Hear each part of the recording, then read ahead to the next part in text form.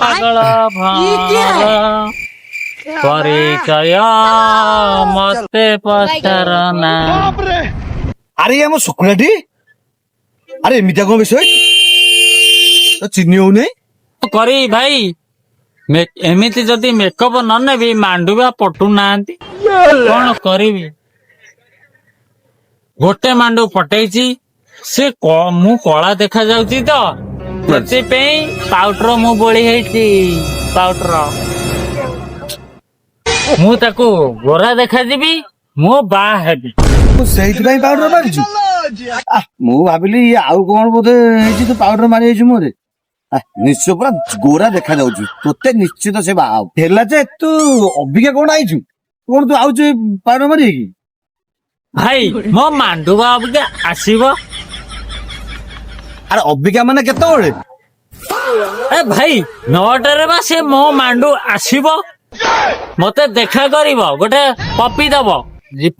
ଆରେ ଅବିକା ବା 7ଟା ହେଇଛି 9ଟା ଆହୁରି ଅଛି ଆହୁରି 2 ଘଣ୍ଟା। ତୁ 2 ଘଣ୍ଟା ଯାଏ ତୁ ମାଣ୍ଡୁକୁ ଅପେକ୍ଷା କରିବୁ?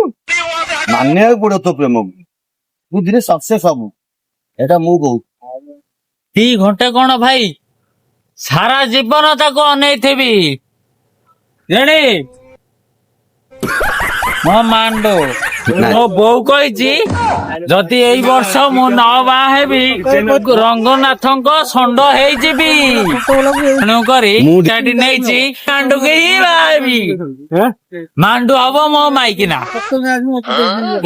ଏକୁ ମୁଁ ବାହା ହେବି ସେଇ ହବ ମୋ ଘରଣୀ। ମୁଁ ସେକୁ ବାହା ହେବି ସେଇ ହବ ମୋ ମାଇକିନା। ଏଇ ବର୍ଷ ଯଦି ବାହା ହବୁ ଏଇ ଖୁସିରେ ଗୋଟେ କଣ ଚା ମଗା। ଭାଇ ମୁଁ ବାହା ହେବି ବୋଲିକା ମଦ ଛାଡିଦେଲି ମୁଁ ଗାଡି କିଣିଛି ମୋ ମାଣ୍ଡୁକୁ ବସେଇକି ନେବି। ଏବେ ସୁନା ପିଲା ମଦ ପିଇବି ନାହିଁ।